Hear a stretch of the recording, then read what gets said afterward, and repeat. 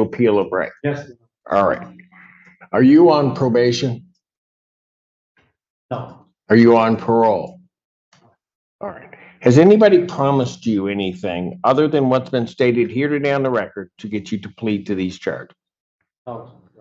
Anybody threaten you or coerce you? No. You're doing this voluntarily Yes. of your own free will and because you believe that you're guilty of these offenses? Yes. May 20th, 2023, at the location of 3480 Johnson Road, Saline Township, Washtenaw County, State of Michigan. What happened between you and Catalina Phillip that makes you think that you're guilty? We were having arguments and a little bit of fighting, both of us, not only me. I pinched her. You did what? I pinched her. You pinched her. Okay.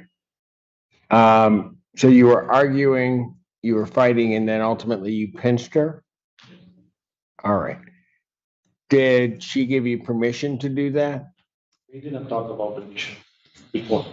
Okay. Never happened. Well, No, so it's basically no, she didn't. No. okay, and she didn't give you permission to pinch her at that time, did she? No, she didn't. And you did that on purpose? I guess. I mean, yes. Yes. What do you mean you guess?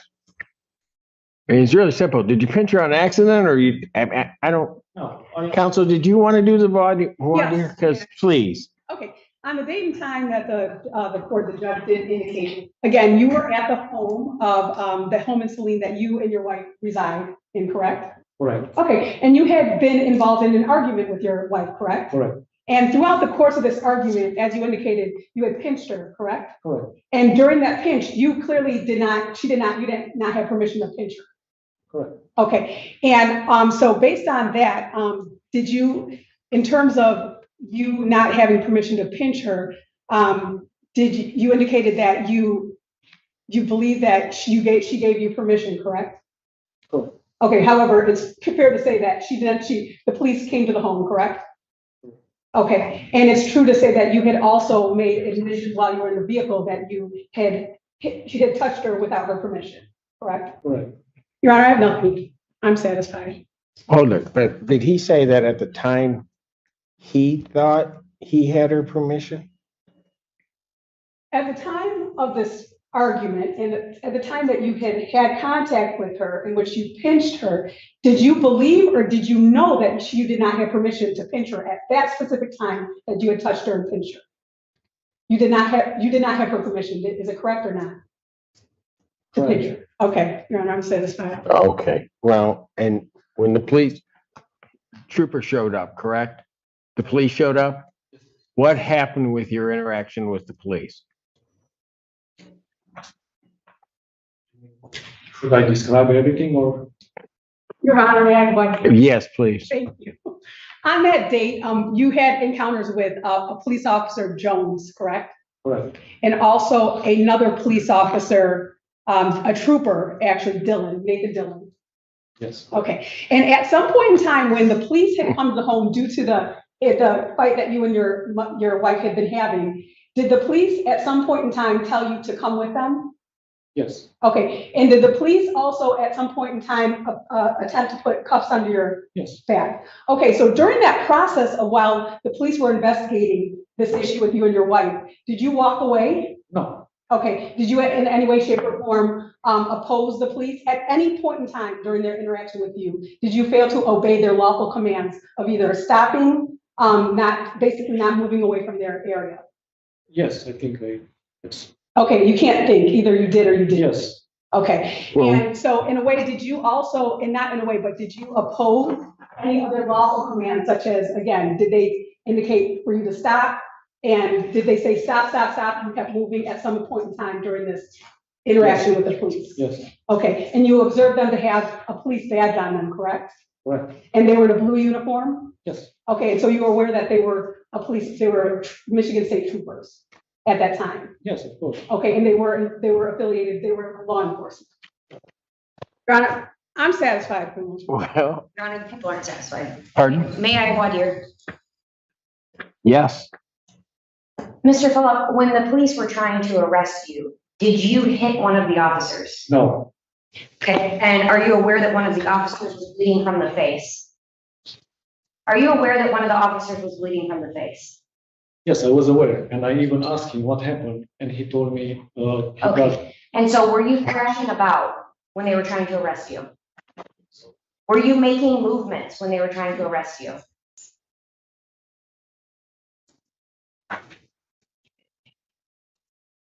No, yes, I guess I. not, did you or did you not? Okay, I don't think we can take this plea, Your I Honor. don't either. I'm ready for an exam. Okay, Troopers are still here. So I admit I didn't know what's happening. I was shocked. Sir, let me ask you a question. Yeah. They have voir dired you. When the officers were the troopers were trying to arrest you, correct? And during the course of that arrest, did you strike one of the troopers in the face? So from I remember, I didn't. From I remember. So I wasn't willing to hit anybody. I didn't want to hit anybody. Not my wife, not the troopers. Okay, initially, I'm not asking whether or not you wanted to. Did you?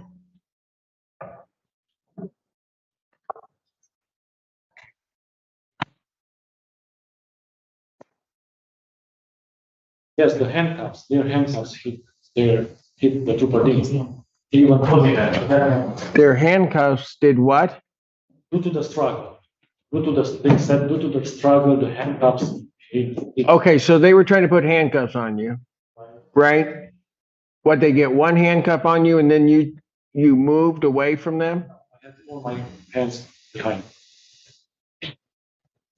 And I was on the grass, not on the driveway. They put me on the grass. They put you down. No, they moved me from the driveway on the grass. They pushed me they took me from the driveway to the grass. I can't get enough to take a plea, because he's not saying he did anything. I agree, Your Honor. Your Honor, me personally, I understand we're going to proceed to exam, but I spoke to my client and I was very direct in terms of the the nature of the incident, and he was able to make a factual basis. Okay, that's fine. He has to tell me that. I have to be convinced that there's a factual basis. He is hedging on any interaction he had with the troopers. So I can't even get let alone a resisting, I can't get an attempted resisting out of what he's telling. I would like to, I would like to clear. Here's what I'll do. Apparently I don't have anything else to do. Take him back. I'll let you go back there and talk to him. But I'm not going to sit up here and try to coerce a plea. But if he doesn't, I'll say it, we can go ahead with the exam. So you can take him back and then you can go back there, Miss White, and talk to him. Ms. Weidling, I have to go help with a motion in the other courtroom. Will you please excuse me? On behalf of the people.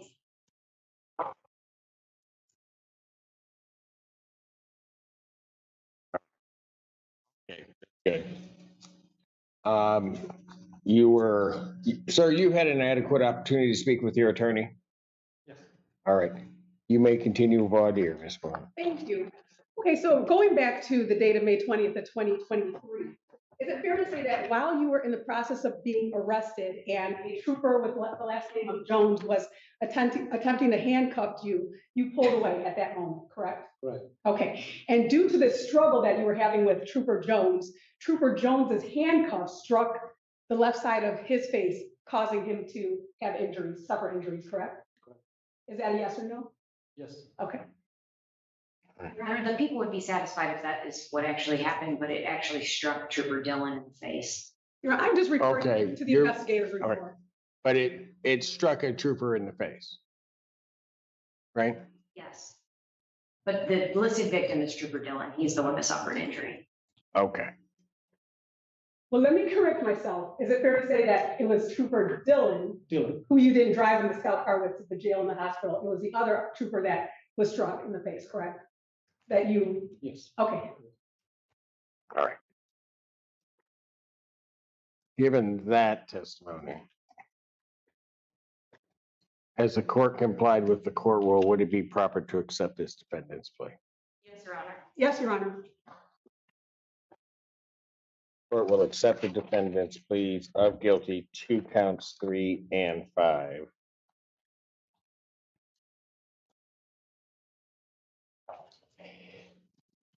Pre-sentence investigation, and counts 1, 2, and 4 are dismissed. Pre-sentence investigation and report is ordered at 1484 probation. Sentencing in this matter will be July 6th at 9 a.m. with Judge Freshour. July 6, 2023, 9 a.m. before Judge Freshour. Bond in this matter will continue. Thank you. Is there a way, I have 2 9 a.m. matters in Detroit that morning. Is there a later time that, say that Judge Freshour will, unless I'm just very late? That morning, I'm gonna have my own issue running my court, so you might want to call over there because I can't tell you. There is no other time we have. Okay, I'll be there. So your time provided. Okay, we only have one time provided, so what you can do is you can, I'm certain you can contact your chambers and try to see if you can work something out in terms of timing. All right, We address bond. sure, go ahead. Thank you. Okay, so my client, he is 45 years old, and he actually, when he was first arraigned on this matter, he was ordered a personal bond, I believe $50,000 personal bond. From the interim of when he was placed on that bond, he was not 100% understanding of the conditions of what an actual no contact order encompasses. As a result, he did go back to the home where his wife and him live in Saline, Michigan. His wife was not present at that time. However, based on the no contact order, he was violated and his bond actually reverted to was Well, changed. hold on a second, that's not really what happened. I was gonna add more. Go ahead. Yes, and there's apparently he had made phone calls to the complainant. And again, I had not been retained on this matter to make sure he was aware of all the conditions of what a no contact order encompasses. I've had at least 3 2-hour meetings with Mr. Phillip in the jail, and he is very, very aware of what no contact means, in which he cannot have any telephonic, physical, any type of contact with an individual that a court imposes that order against. So, Your Honor, right, what I'm addressing right now is he is a citizen. He was a citizen of Romania. He came to this country all the way back in 2007, and he came here to pursue education plus work. He actually has a medical degree from Romania. From the time that he came to this country and to the present day until this case has come about, he has had no criminal contact, any type of prior convictions, etc. He works as a carpenter, he works as a florist. He's very, very skilled.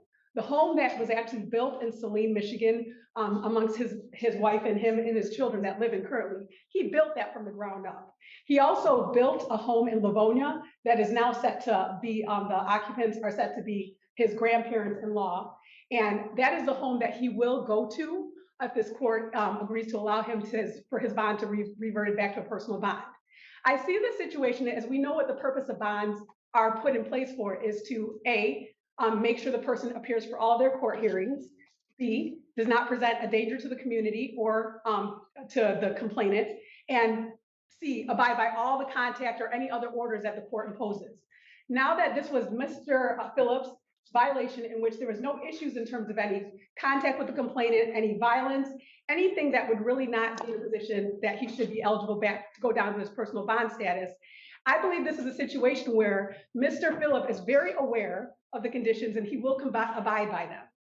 He's been in jail for over 35 days, and His parents, I have to make it for a record as an officer of the court. His wife, the complainant, has texted me about 10, 20 times, begging me to dismiss this case. I'm not the prosecutor, and wanting Mr. Phillips to come back to see his children, and she mainly see the children, which she has indicated in her text message that the children are very traumatized that they've been away from their father for this amount of time. I handle juvenile matters regularly in Wayne County, and I understand there's issues that can relate to trauma when parents are separated from their children, especially with this length of time. If this man had a prior criminal history, if he was known to be a very violent person, if he was known to be a person that will not appear in court, yes, I believe this would be in a position where you would not be able to budge or change the bond. But he shows no prior history. His profile does not express any indication that he will not comply with all of the orders. I understand what he did in the past, but with my 20 plus years of experience, especially working with individuals to make sure they understand conditions that could bring them back into a position that they clearly do not want to be in, I'm requesting you allow him to be released back onto a personal bond, given the fact that I will not say to a court that, oh yes, I believe he's going to comply, when I can't even get my clients to comply with my own understanding of them understanding what's going on with their case. But he is very aware, and he does not under any circumstances want to be back in this situation. So I am requesting, given the fact that he does need to continue the contracts with the jobs that he has, to continue to install floors and also make sure houses are actually continuing with the jobs that he's resurrecting with houses and buildings. So I'm asking that you allow him, given the fact that he's been in jail 30 plus days, that he be allowed to be released back on a personal bond. Bruce Brown? Your Honor, I don't believe he was ever on a personal cognizance bond. I think he was on a cash surety bond. That's what at the beginning. But the reason why the bond was changed, actually, this court changed the bond. We've talked about this at numerous times. I have spoken to the victim myself, and while she has told me personally that she thinks that he needs mental health treatment, she also told me that necessarily this case is not inside his personality, but at the time she was in fear for herself and for her children and had taken her children out of school because of the violations. And not only that, after he was told by the magistrate these conditions, and it's obvious to me that being in his courtroom today and being at PCC handling this case beforehand, if the judge asks him, do you understand that? And he says, yes, it appeared that he was understanding. The magistrate went over the no contact order. He chose to break that twice within 48 hours. He just pled to the domestic violence. I don't believe that the changing a bond is appropriate until after PSIR at least, and to see what kind of treatment he needs to get into. I don't believe conditions have changed. And while I appreciate what Ms. White is saying, I truly don't believe that she can testify, that she can talk to the fact that he wouldn't do this because he had a prior attorney. And the magistrate told him to not contact her. I also listened to the defendant's jail calls, the ones that are in English, there are not many. He refers to his wife in every single one of them. While he does not say, I will speak to her or have anyone speak to her, he does talk about her in every single one, which leads me to believe that he also might try to contact her, have these calls not been recorded. So I would ask that the bond to change, remain the same. Anything else? Your Honor, belief is different from actual actions and facts that can be actually addressed and looked at as factual observations. There's no beliefs that I believe this court should look at as, if it's a belief, then I know he's going to do it. If he has a track record of coming to the house, banging at the door, calling her, there is no track record of that. I have cases right now that I'm. So why, when he went in and took a shower in the premises, did he feel a need to text her that he was in the house? Because he was not aware of. He's from Romania. All he mainly talks to me is about Romanian law. But now he's understanding that this is U.S. law. We've talked for at least 6 hours. But that's not what I'm getting at. What I'm getting at is he waited for her to leave the premises, went into the house, and then, at least as this court took it, we're sending communications to her, in essence, almost taunting her that he was in the house. He was not aware of the full conditions of the no contact order. He had a police standby take him to that home to retrieve his items. He wasn't aware that he was in a position that he could not actually stay in that home. Your Honor, I just don't see that these past actions should now follow through the present. Our past actions are gonna be something that he's just not gonna be able to. I have no way to necessarily judge anybody, but based on how they conducted themselves in the past, because I am not a predictor of the future.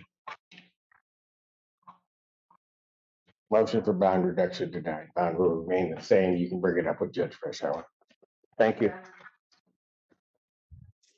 Please subscribe to help the channel.